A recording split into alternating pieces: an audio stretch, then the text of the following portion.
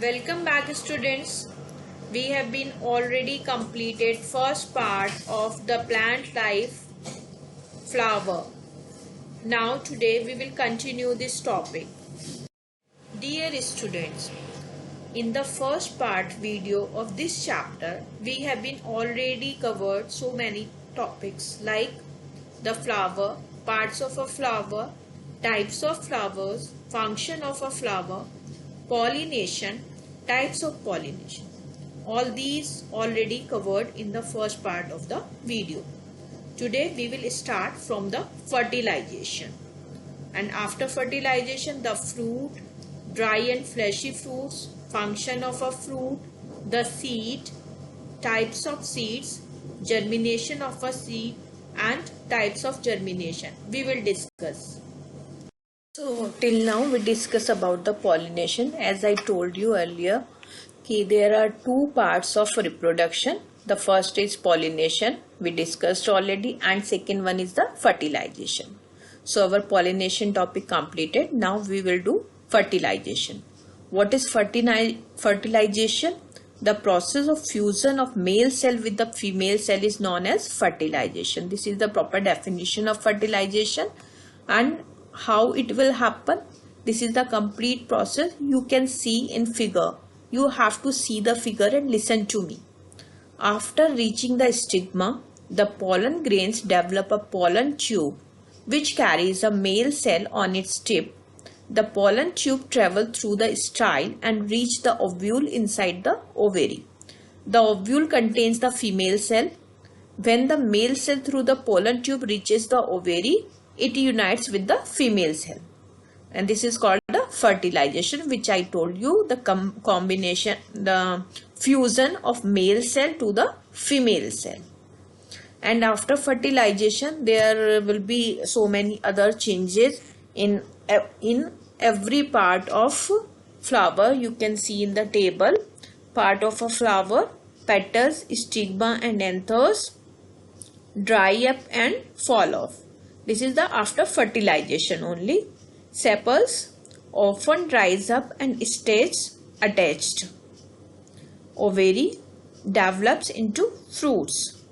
Ovary wall develops into fruit wall. Ovule develops into seeds. So these are the changes takes place in a flower. This topic is fruit. A fruit is a mature and ripened ovary after the two processes, pollination and fertilization. A fruit contains an outer fruit wall or pericarp and the seeds. The structure and thickness of pericarp may vary from fruit to fruit. Means each fruit is having the thickness of pericarp differently. Dry and fleshy fruits. Dry fruits means when the pericarp of a fruit is dry, it is known as dry fruit. When the pericarp of a fruit is fleshy, it is called the fleshy and juicy fruits. Dry fruits examples: almonds, walnut, cashew nut, so many others also. And fleshy fruit, banana, mango, lychee. So these are the examples of fleshy fruit and dry fruits. The fleshy fruits, the pericarp is further divided into three parts: epicarp, mesocarp and endocarp. You can see in the figure parts of a fruit. Mango example is there. Epicarp is the outer thin and leathery part which forms the tough outer skin of the fruit. Second, mesocarp, it is the sweet, fleshy and edible part which is used to eat. Endocarp is the inner, hard and woody part of the fruit that usually contains seeds. So these are the three part of pericarp. Now function of a fruit: it protects the seeds, it stores food materials, it attracts birds and animals for dispersal of its seeds to far away places, where in suitable climate condition these seeds grow into the new plants. So these are the functions of a fruit. After fertilization, ovule present in the ovary develop into the seed. Seed is having the outer covering called seed coat, and on seed coat there is a scar called helium. It is a point from where the seed breaks from the stalk. At the pointed end of a seed, micropyle is situated, and micropyle marks the point through which the pollen tube had entered the ovule. On removing the seed coat, the fleshy part called cotyledons. The cotyledons stores food for the baby plant called embryo, and embryo has two parts, radicle and plumule. The radicle develops into root while the plumule develops into the shoot. Under favorable condition of air, water and temperature, the seed germinates to produce a new plants. Types of seeds. On the basis of the number of cotyledons present, seeds are of two types, monocot and dicot. In monocot, this type of seeds have only one cotyledons, example maize and rice. Dicot, this type of seeds have two cotyledons, example gram and beans. Just look at the figure, bean seed dicot. There are two cotyledons, and maize seed there is one cotyledon. So bean seed is the example of dicot and maize seed is the example of monocot. When embryo becomes active, grows, establishes itself as a seedling is called germination. But for germination there are so many conditions necessary like air, water and suitable temperature. First, water. Water is very important for the germination because it softens the seed coat due to which the seed bursts open. When the seed coat bursts, the radicle elongates and grows to form the primary root. The plumule comes out and grows upward to form the shoot. In dormant seeds, food material is stored in concentrated form. Water dissolves the concentrated food into the soluble form, which is used by the growing embryo. Air. Like any other organism, a plant also respires, takes in air, oxygen. Seeds require energy for their proper growth. This energy comes from the respiration of seeds. Temperature. Seeds require an optimum temperature to grow properly. The favorable temperature for the germination of most of the seed is 35 degrees Celsius to 40 degrees. Below 0 degrees Celsius and above 40 degrees Celsius, seeds fail to germinate. So what are the favorable condition for temperature is 35 to 40 degree. On this temperature, seed can germinate easily. Dear students, you can try this activity at home. Aim to study the condition necessary for the germination of seeds. Material required: 3 bean seeds, glass slides and a beaker. In place of beaker, you can take a glass from the home. Procedure: tie 3 bean seeds to a glass slide with the help of a cotton thread. Take a glass and fill it 3/4 with water.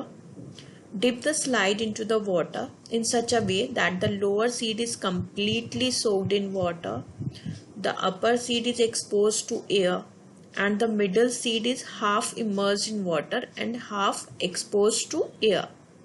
Means half inside the water and half outside the water. Keep the beaker in a warm place for a week. Means sunlight. Observation: after 1 week, you will observe that the middle seed germinates well because it gets the sufficient amount of heat, air and water. The upper seed does not germinate because it had sufficient amount of air and heat but not water. The lower seed does not germinate because it had sufficient amount of water but no heat and air. It means this activity proves that all the 3 things, heat, air and water, is necessary to germinate a seed. If anything is in less amount, then seed will not germinate. So if you want, you can try this at home. You can take rajma seed or chana seed at home. Next topic is types of germination. A seed can be germinated by two ways, apical germination and hypogeal germination. In apical germination, cotyledons just emerge above the ground. And in hypogeal germination, in monocot seeds, cotyledons just below the ground, remains below the ground. You can see in the figure, bean seed is carried above the ground with the developing shoot. This is called the apical germination. And the example of hypogeal germination is in maize seed. You can see in figure B, maize seeds remains underground. And what will be the definition of apigeal and hypogeal?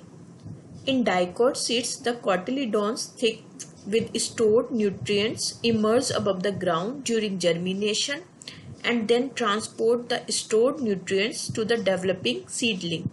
This type of germination is known as apigeal germination. And hypogeal germination, in monocot seeds contain only one cotyledon.